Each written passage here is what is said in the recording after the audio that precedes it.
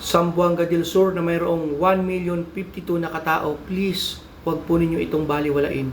Jesus is coming, please repent before it's too late. Mga kapatid, mga kababayan ko, huwag po natin baliwalain yung paalala sa atin ng Ama na tayo pong lahat ay magsisi na sa ating mga kasalanan sapagkat malapit na po ang pagbabalik ng ating Panginoong Hesukristo. Mga kapatid, mga kababayan ko po dyan sa Zamboanga del Sur, nire-remind po tayo ng ating Panginoong Ama sa Marcos 1 verse 15 na ang takdang panahon ay kompleto na, malapit na ang paghahari ng Diyos.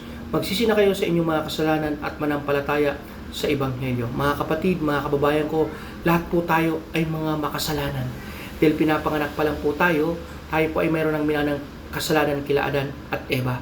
Subalit kahit po tayo makasalanan, mga kapatid, mga kababayan ko, tayo po ay mahal na mahal ng ating Panginoong Ama.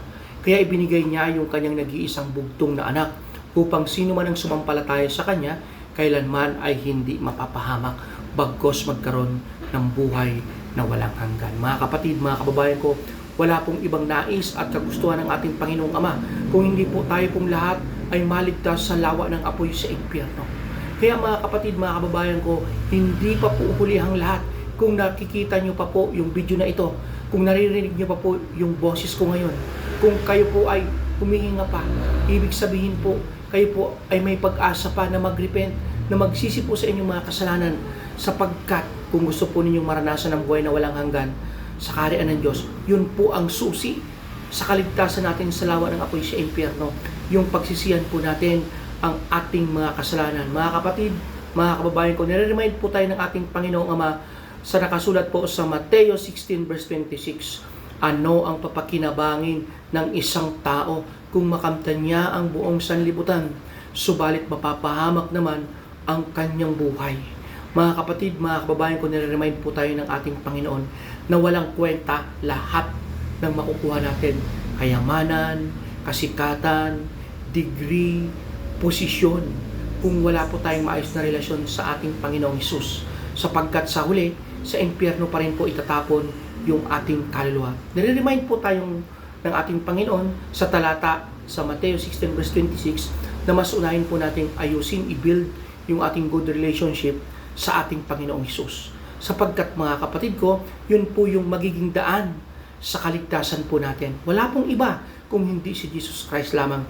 Sabi po sa Juan 14 verse 6, sinabi ni Jesus, ako ang daan, katotohanan at buhay. Walang sino man ang makakaparoon sa Ama kung hindi sa pamamagitan ko lamang. Amen po mga kapatid. Hallelujah, praise the Lord.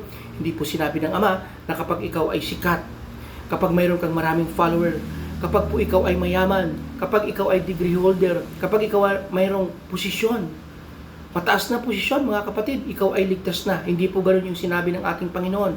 Kung hindi ang sinabi po ng Panginoon, ako ang daan, katotohanan at buhay.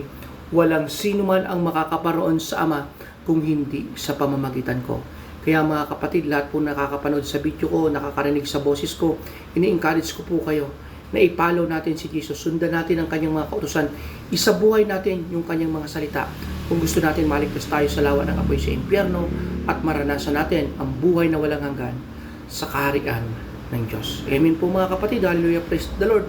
Nawa sumayin niyo ang Panginoon at ang kapayapaan. God be with us po.